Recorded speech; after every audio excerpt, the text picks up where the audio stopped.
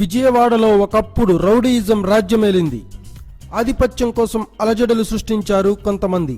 వారిలో చలసాని వెంకటరత్నం, వంగవీటి రాధ, వంగవీటి మోహనరంగ, దేవినేని నెహ్రూ, దేవినేని గాంధీ, దేవినేని మురళి ముఖ్యమైన వారు. ఈ గ్రూపు కక్షలు ఒక ప్రాంతానికే చెందినవి అయినా ఆంధ్రప్రదేశ్ అంతటా సంచలనం సృష్టించాయి. తన సినిమాలతో సంచలనం సృష్టించడానికి ఎక్కువ మక్కువ చూపే రామ్ గోపాల్ వర్మ ఈసారి వంగవీటి మోహనరంగ జీవిత కథను ఆధారంగా చేసుకుని సినిమా చేశాడు. వంగవీటి కాపు కాసే శక్తి అంటూ డిఫరెంట్ టైటిల్తో సినిమాను స్టార్ట్ చేసి మరో సంచలనానికి తెరతీశాడు. గతంలో రక్త చరిత్ర, కిల్లింగ్ వీరప్పన్ వంటి రియలిస్టిక్ మూవీస్ని రూపొందించిన వర్మ వంగవీటి చిత్రాన్ని తెరకెక్కించి రిలీజ్ చేశాడు. అయితే ఈ సినిమా షూటింగ్ మొదలుకొని రిలీజ్ అయ్యేంత వరకు వర్మకు అడుగడుగునా అడ్డంకులే ఎదురయ్యాయి.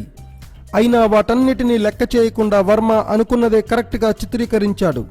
సినిమా రిలీజ్ చేశాడు. ఈ సినిమా వరల్డ్ వైడ్గా మంచి పాజిటివ్ టాక్ తెచ్చుకుని అన్ని ఏరియాల్లో మంచి ఓపెనింగ్స్ సాధించింది. ఈ సినిమా ఫస్ట్ డే వరల్డ్ వైడ్గా 2 కోట్ల పైన వసూలు చేసింది.